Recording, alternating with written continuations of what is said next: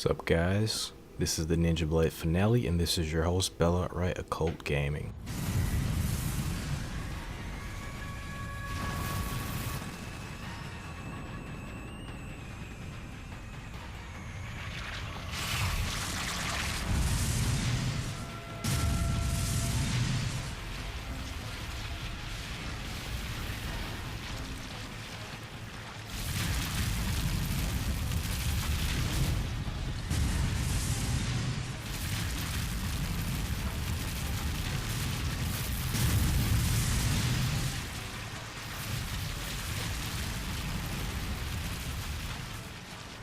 Shit has really hit the fan in Tokyo.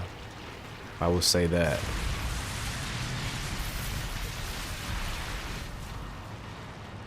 These meat monsters, spaghetti meat monsters, have really gotten out of control. Tokyo really has to take care of that.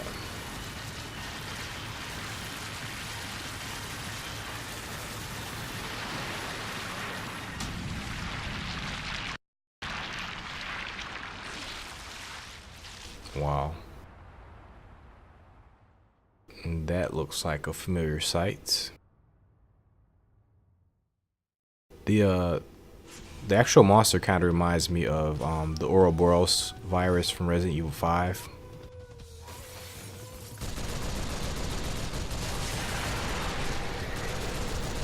And of course we open the level up with a turret section. And again, I could really do without these turret sections, but they aren't particularly annoying, so I'm okay with them.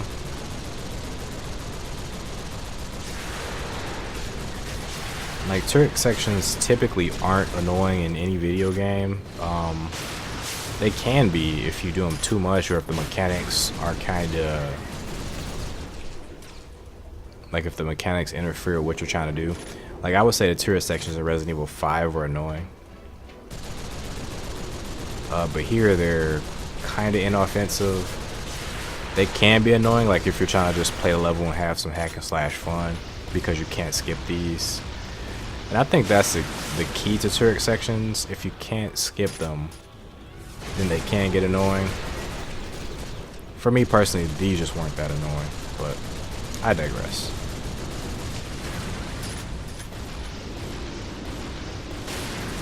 Alright, we're using our strategy from earlier to take down the Scolex worm, and it's pretty effective.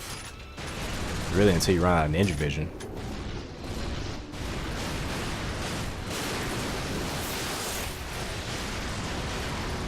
Alright, Scolex worm is down. And we can just move forward.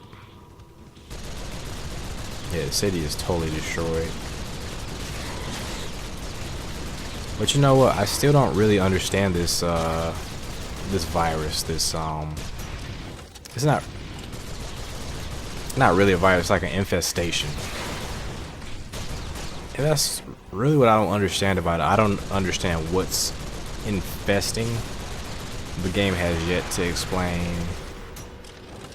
what's infesting, like where it came from, if it's supernatural, if it's demonic, if it's aliens, if it's something created in a lab.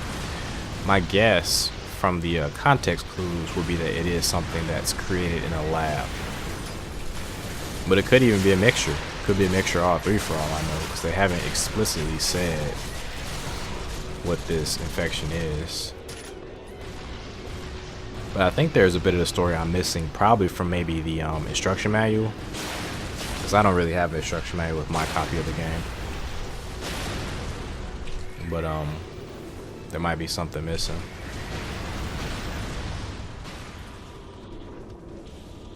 I would say though, out of all the turret sections in the game, this one's probably the most annoying out of all of them, because it is the most combat heavy section, and there are just enemies everywhere.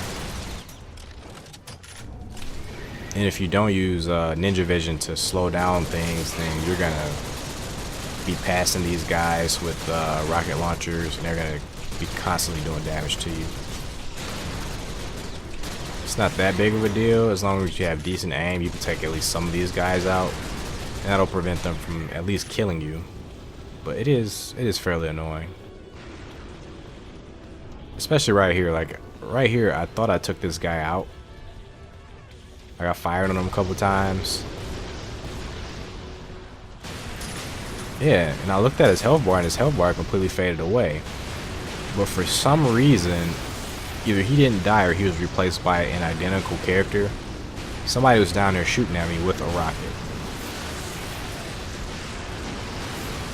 Like, see that? I look back over there and somebody's over there shooting me with the rocket. Like, now that's just annoying. Like, you blow up one character, you expect him to stay down and not have to deal with it. But again, no big deal. We're almost done with this part anyway.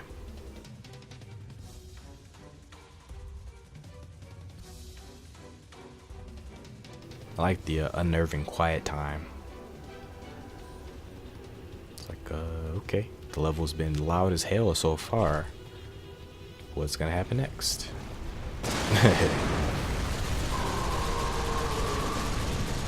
Then the Kaiju comes out of nowhere. Kaiju Kanbe.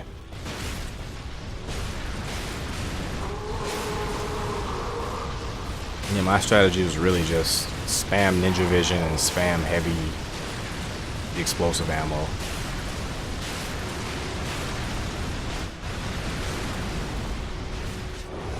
And it seems to have worked. Another negative about the game that I didn't mention before is the way Ninja Vision blurs after you use it. Even if you cut it off preemptively, it still leaves the screen blurry. I thought that was unnecessary. Maybe if you overextend it, if you use it too much, maybe it should be blurry. But for every time you use it for it to be blurry, it's just annoying. Because your screen's pretty blurry for a while. And this part's nuts, him just throwing buildings at you. It looks goofy as hell. Probably because they're floating at you so slowly.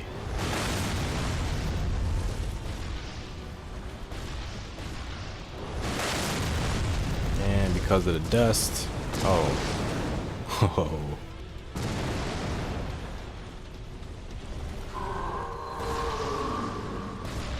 I think for this part you just shoot at him and eventually you'll stop him from throwing that at you. At least that's what I did.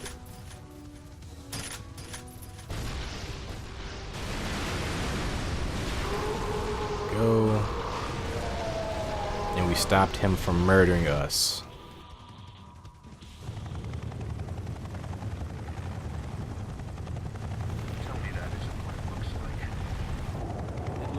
It is quite ridiculous.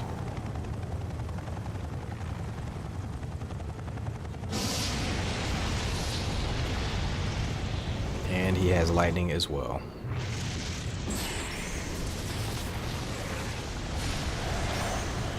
Now I figured out why I was missing these. I 100% figured it out. It's because they put the words up there before they actually put the buttons. And that's what messes you up. Like if they put just like the down arrow right there, easy as pie, you never miss that. But because they put dive and then they put a thumbstick and then they wait to put the direction on there till the last minute, makes it very confusing.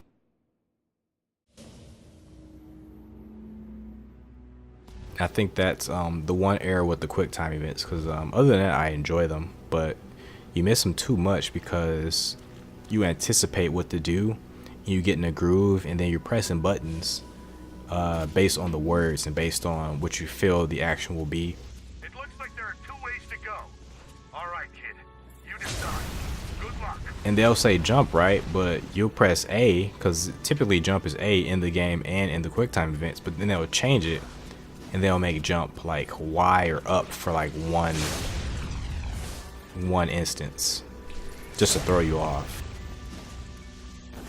And they really just should have went with made it more intuitive. That would have made it a lot cooler, I think. I don't think it was necessary to make the quick time events tricky, because I think the purpose of the quick time events is to make the character look as cool as possible. I don't think you want to interfere with that.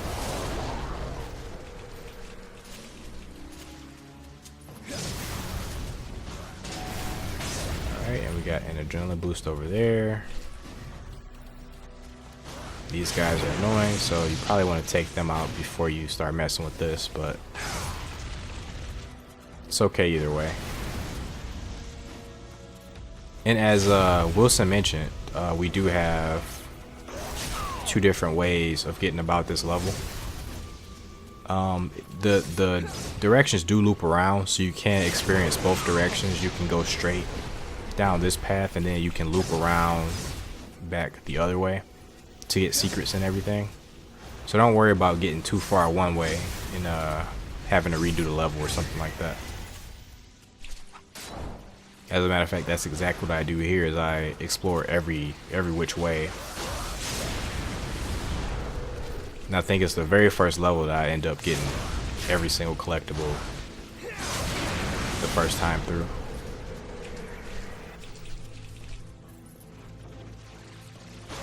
Alright, be careful there, they can knock you off of that.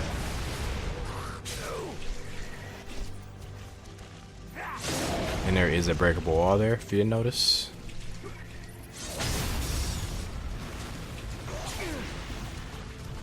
There we go. And a very annoying thing about this level is that you're constantly pestered by the lightning. You can fake it out, which is good, but it's still super annoying how often it pops up. And how it pops up where you are. That is very, very annoying. Alright.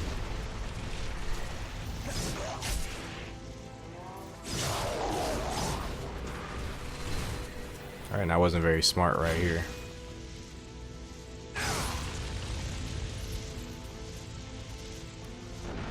I don't believe the lightning can one-hit kill you, but I was treating it like it could.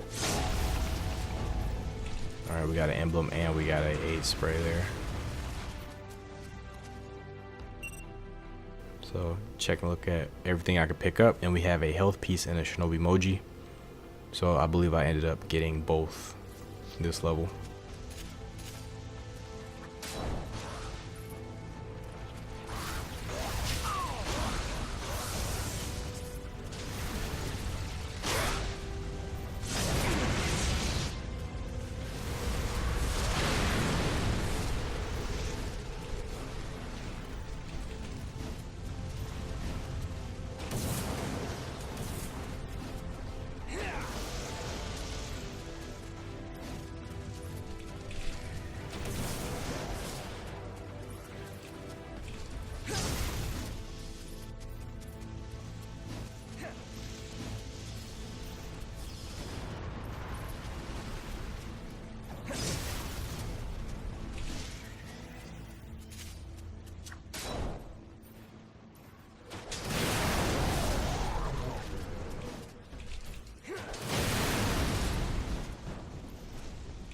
And this is kind of where things loop around. As you can see, we could have continued on the previous roof, or we can continue here. There are multiple paths.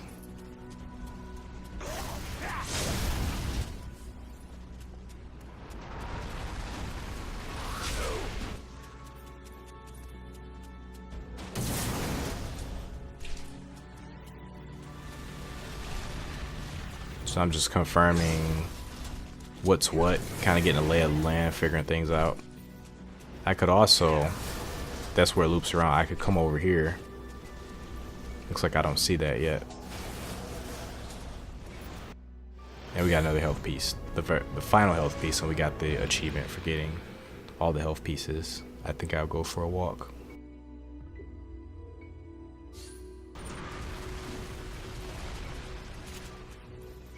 Right, we can use our grapple wire over here, and I believe this leads to the other path that we could have took.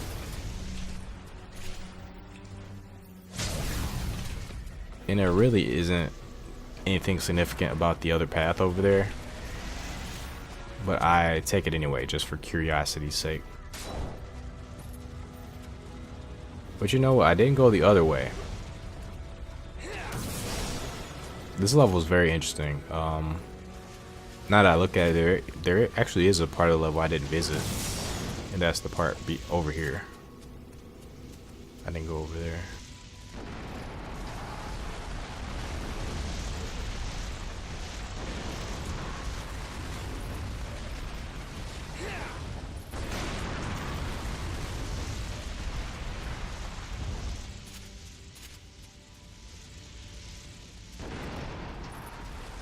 Alright, but if we go back this way, we'll loop around back to the beginning.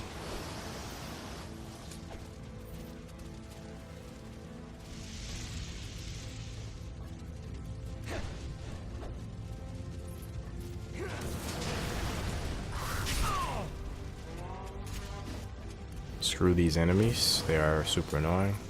Alright, worry about it. There's actually no reason to proceed through here. There's no reason to really come this way. Like, the way with the helicopter blades is really just annoying. You can be killed if you run into the helicopter blades.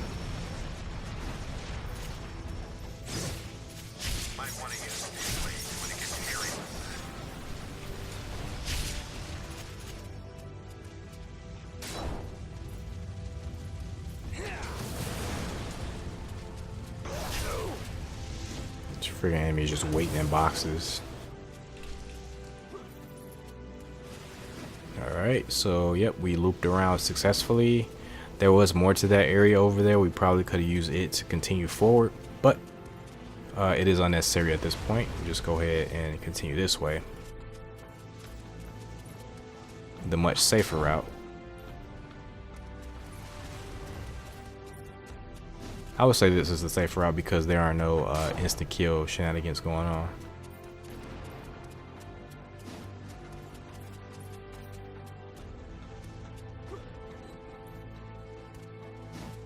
Like that stupid helicopter part.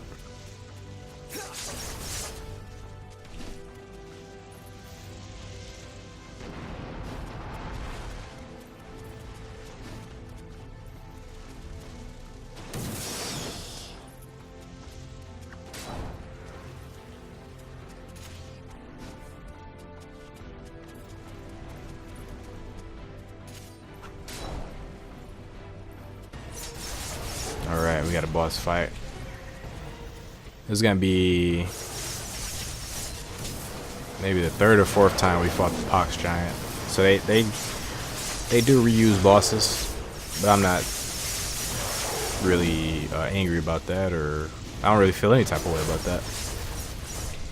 I don't think they reuse them to an annoying degree, but they do reuse them.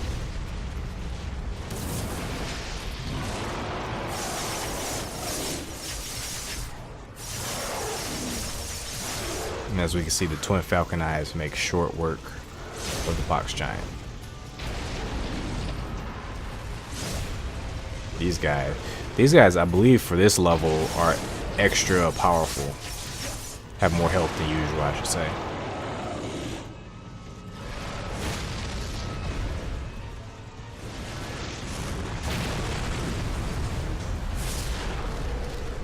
Alright, before he died, he provided a platform for us. Sure, he didn't do it on purpose, but nonetheless, we appreciate it. And you see Kanbe over there. Kanbe is the one actually performing these lightning spells.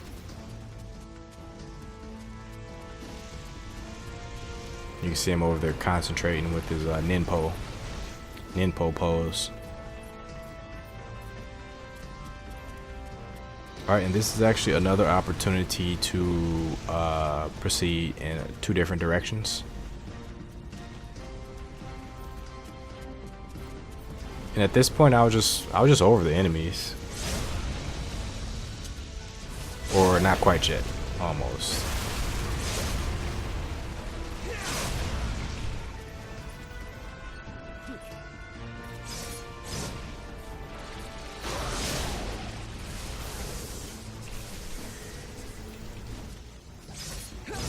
I'm accidentally getting those reflection attacks.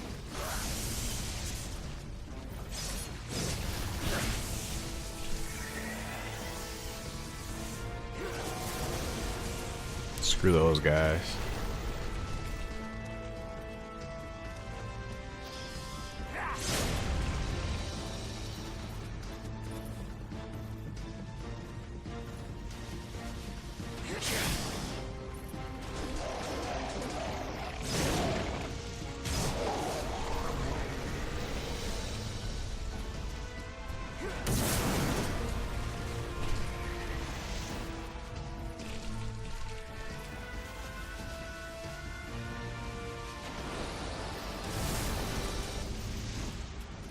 Let's screw that guy in particular. We don't need to fight him. And we got another boss fight.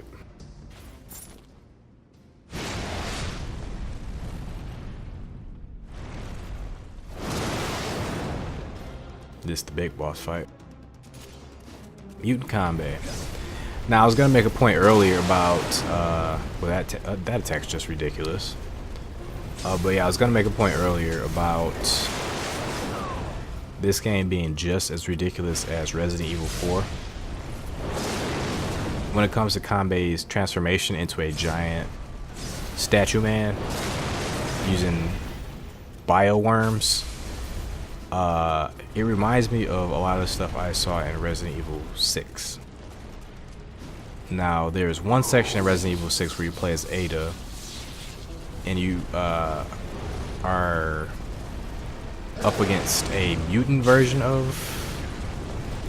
I'm not going to spoil it, but you're facing a C-virus mutant who can use the virus to infect a tanker ship, and who takes over the tanker ship and projects its face throughout the tanker ship, and pretty much changes the tanker ship into a gigantic body of sorts. So you have that in Resident Evil 6. And Resident Evil 6 is supposed to be somewhat realistic. Like, the Resident Evil franchise is fairly ridiculous, but this game is a whole another level of ridiculousness. This game is Devil May Cry levels of ridiculous, or more. So this game establishes right from the start that it's gonna be a ridiculous experience. Once you see Ken Ogawa dropkick a giant spider across Tokyo, you pretty much know what you're in for. And it only gets more ridiculous from there, but you can maybe expect something like this in this game, but the fact that something very similar is in Resident Evil 6 is a bit damning for the Resident Evil franchise. As much as I love 6, I actually thought Resident Evil 6 was a very fun and very well made game, aside from the quick time events, which were very annoying in Resident Evil 6.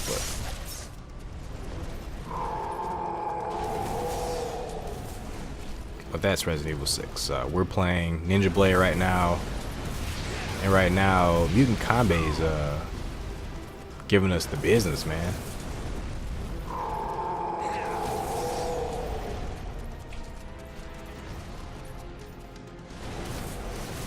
Mutant Kanbe is fairly straightforward. The reason I'm taking a lot of damage right here is because I'm not avoiding his eye blasts. But as long as you avoid those, you'll pretty much be okay. His other troublesome attack was that fire attack.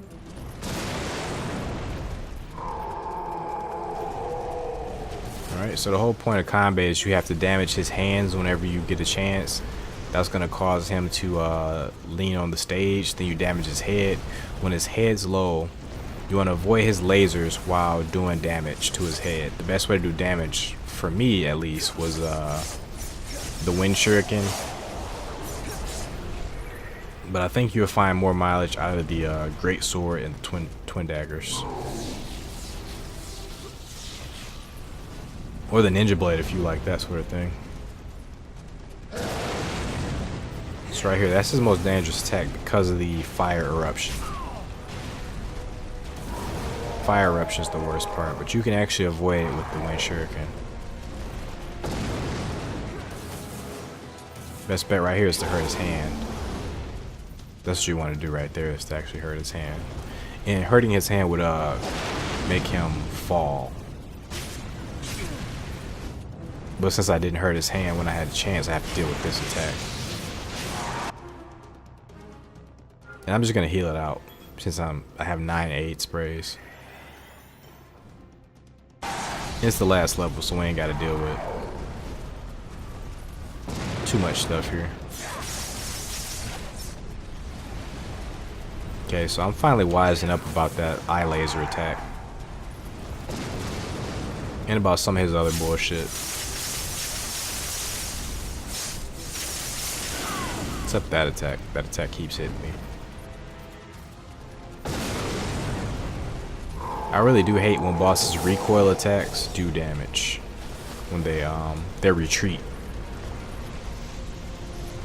Or just when they move and basic movement from them does damage. It's really annoying.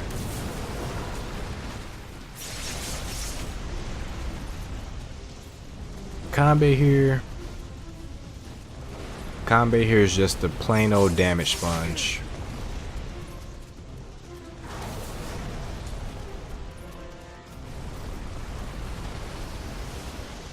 And you might be able to hit him with the lightning shuriken. But we've pretty much seen everything he could do in this form.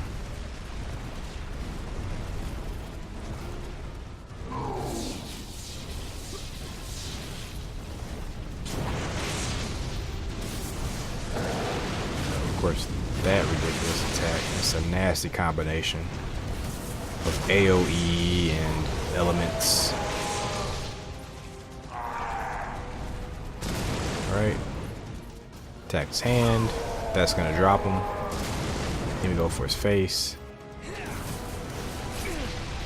You want to avoid these lasers. After that, he's gonna do bats out his mouth. That's so you can do the wind shuriken and get some free HP. Avoid these again. You can do wind shuriken under him.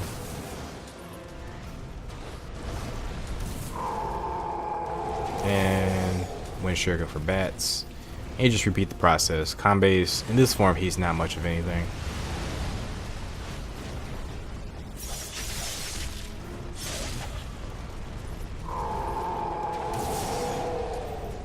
Just repeat the process. And you destroy him right here.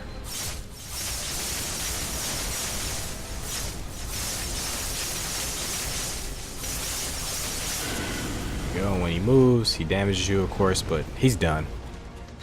Next phase, please. And remember, quick time events get you HP.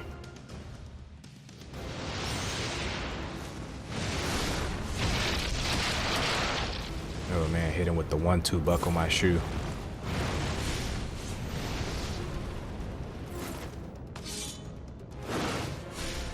Alright, and ouch. Right here I'm utilizing the wait till the last possible minute to press a button strategy for these quick time events. Basically when you see me get a bunch of greats, I'm just waiting.